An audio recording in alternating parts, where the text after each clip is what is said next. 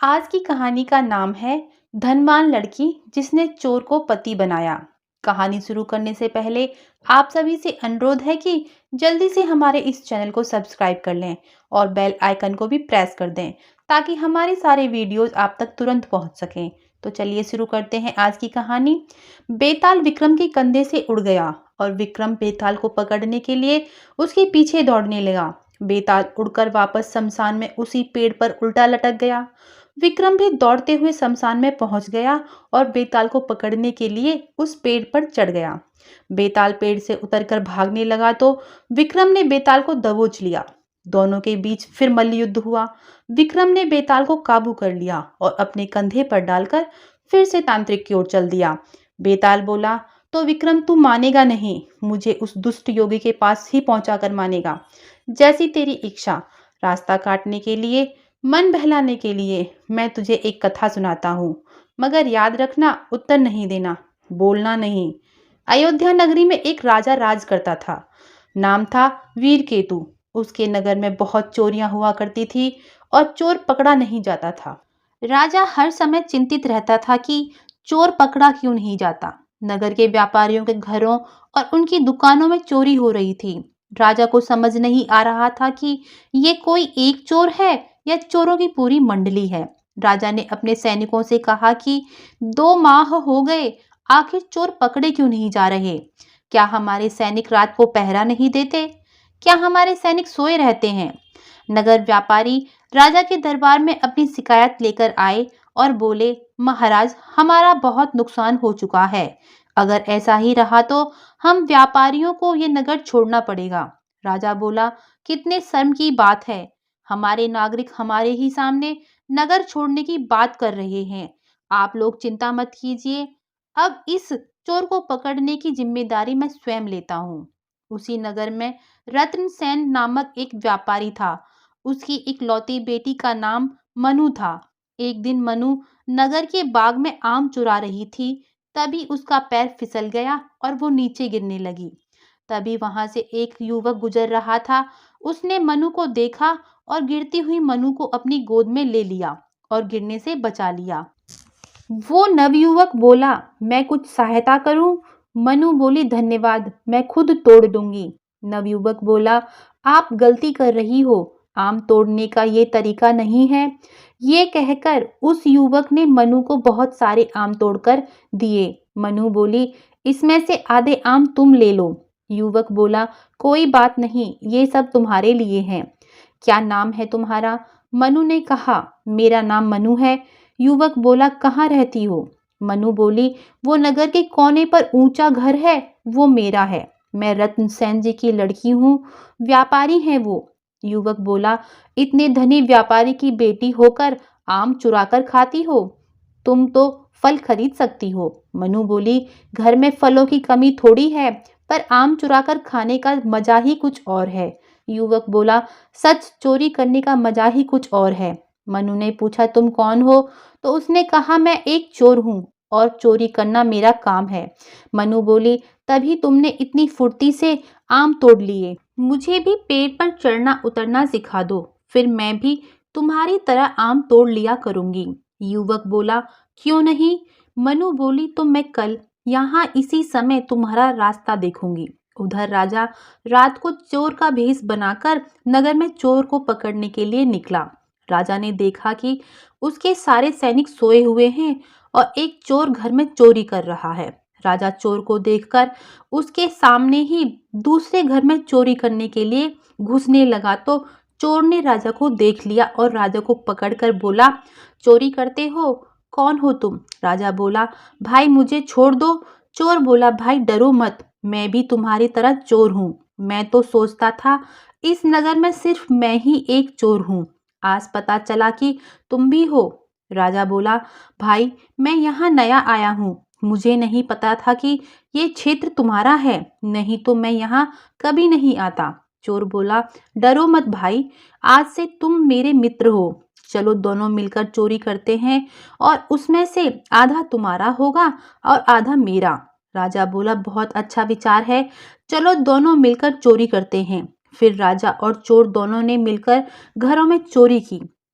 चोरी करके लौटते हुए दोनों व्यापारी रत्न सेन के घर के सामने से गुजरे तो चोर को मनु की याद आ गई और वो वहीं रुक गया। राजा ने पूछा, क्या बात है? चोर बोला, मैं इस घर के अंदर देखना चाहता हूँ।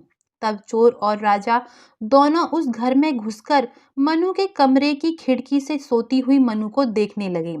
राजा ने पूछा, इस लड़की के गहने उतारने हैं क्या? चोर बोला, नहीं, मुझे लगता है कि मैं इस लड़की से प्यार करने लगा हूँ। इससे मिलने के बाद पहली बार मुझे अपने चोर होने का दुख हो रहा है। मित्र, अगर मैं चोर नहीं होता तो इस लड़की से विवाह करता। राजा बोला, चलो यहाँ से। रास्ते में चलते चलते राजा ने पूछा, भाई तुम उस लड़की को कब से जानते हो? चोर बोला, आज ही मिली थी। राजा बोला, तुमने कभी राजमहल में चोरी की है? चोर बोला, नहीं, पर एक दिन करूंगा जरूर। एक समय बहुत चक्कर लगाए थे मैंने राजमहल के। राजा बोला, वो क्यों? चोर बोला, मैं सिपाही बनना चाहता था। बहुत प्रयत्न किया, किंतु राजा के भ्रष्ट कर्मचारियों ने मुझे राजा तक पहुंचने ही नहीं दिया। राजा बोला, राजा के कर्मचारी भ्रष्ट हैं क्या? चोर बोला, भ्रष्ट? वो तो कामचोर, बेईमान और आलसी भी हैं।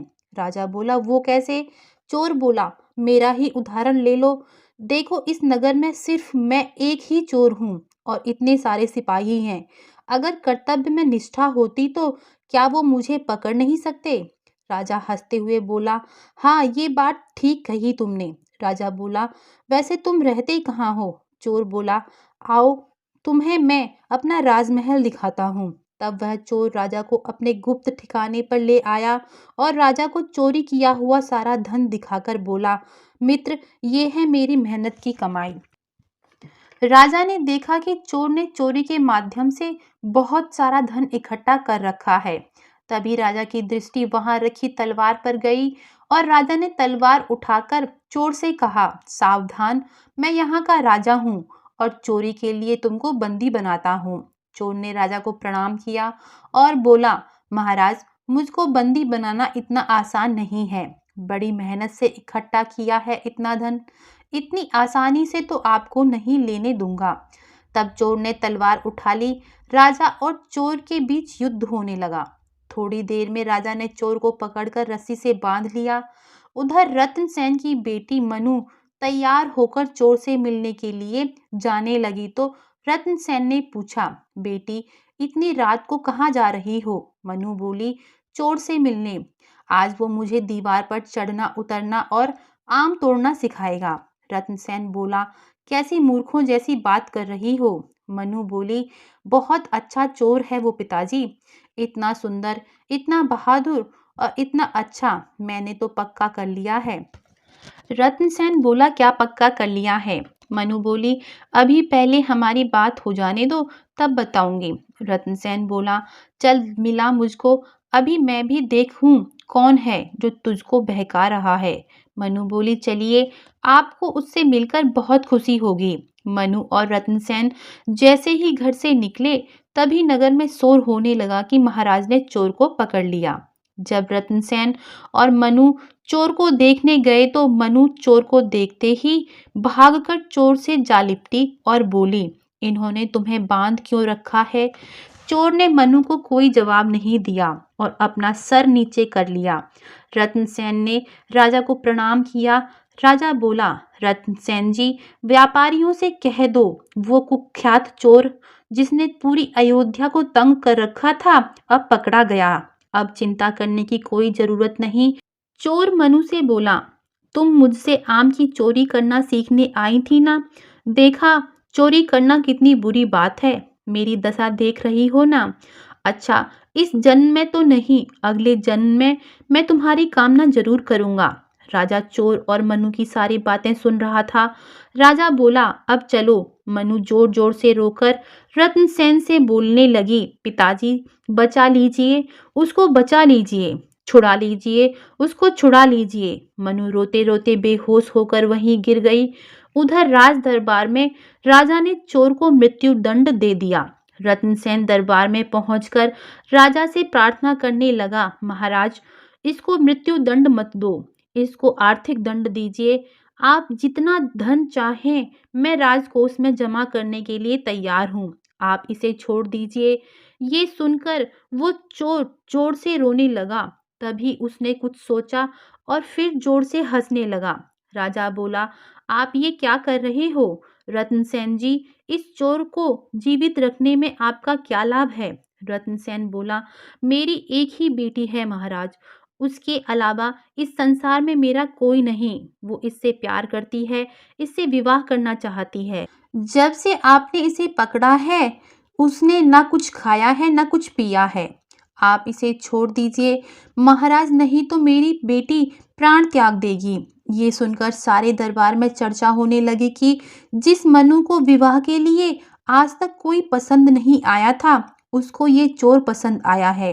राजा बोला, ये बहुत गुणी है, वीर है, इसमें संदेह नहीं। मैं मनु की भावना समझ सकता हूँ, लेकिन न्याय की निजी भावना से कोई अंतर नहीं आता। मृत्युदंड की आज्ञा हम नहीं बदल सकते। तभी मनु भी राज दरबार में आ गई और राजा से बोली, महाराज, मैं इसे मन में ही अपना पति मान चुकी हूँ। आज्ञा दीजिए कि इसे सूली पर चढ़ाने से पहले मैं इससे विवाह कर सकूं। मैं शेष जीवन इसकी विधवा के रूप में बिताना चाहूंगी। राजा बोला, ये है सच्चा प्यार।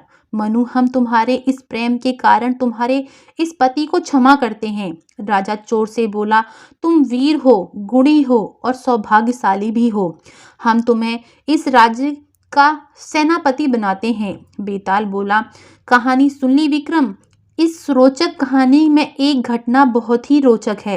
व्यापारी रत्नसेन ने राजा से निवेदन किया कि आप इस चोर को छोड़ दें। बदले में जितनी कीमत चाहे, जितना धन चाहे आप ले लें, क्योंकि मेरी बेटी इस चोर से विवाह करना चाहती है। ये सुनकर चोर पहले तो रोया और फिर हंसा। याद है ना? अब तू मुझे बता कि चोर किस बात पर रोया था और किस बात पर हंसा था। अरे तू तो ज्ञानी है, समझदार है, लोगों की मन की बात जानता है, तो मुझे सोच समझकर बता, चोर किस बात पर रोया और किस बात पर हंसा?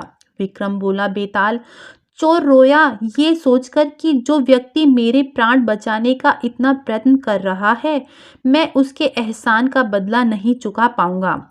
यदि मैं जीवित रहा तो इसकी सेवा करके इसका ये कर्ज उतार देता। बेताल बोला, तो फिर हंसा क्यों था? विक्रम बोला, चोर हंसा अपने भाग्य पर कि इतने बड़े व्यापारी की इतनी सुंदर लड़की, जिसे आज तक कोई लड़का पसंद नहीं आया, उसे पसंद आया तो मैं, मुझ जैसा चोर। कितना विचित्र है ये जीवन, कितनी अजीब है ये दुनिया। बेताल बोला, विक्रम, तुमने ठीक कहा। चोर यही सब कुछ सोच करके पहले तो रोया था और फिर यही सब कुछ सोच करके हंसा था। पर तू अपनी शर्त पर नहीं रहा, इसलिए मैं जा रहा हूँ। इतना कहकर बेताल विक्रम के कंधे से उड़ गया।